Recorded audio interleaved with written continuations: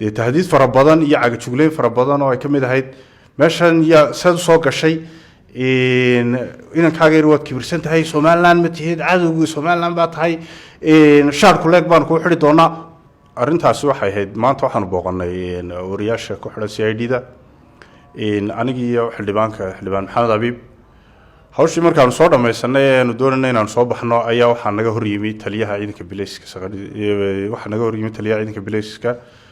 dabagale si halhaleela ayuunbuu maxamed abiib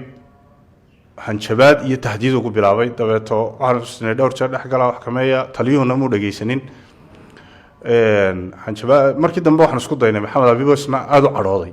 inaan isagun maxamed abiib gacanta qabto oo aan kantaroolo aan ku dhaha bal maxamed abiib istaji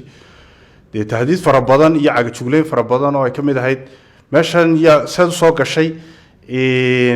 inankaaga yar waad kibirsan tahay somaliland ma tihid cadowgii somaliland baa tahay shaar kuleeg baan kuu xidhi doonaa waxyaabo noocaasoo midha ayaa hadalladiisi kasii xasuustaa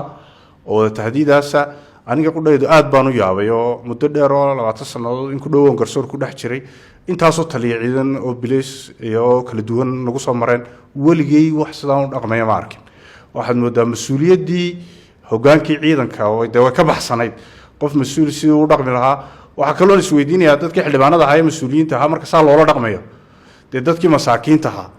talow see iyagana dee loola dhaqmaya waxaanse leeyahay un ilaahu naxariiso marka wallahi tallaabadaasi may ahayn tallaabo mas-uuliyadeed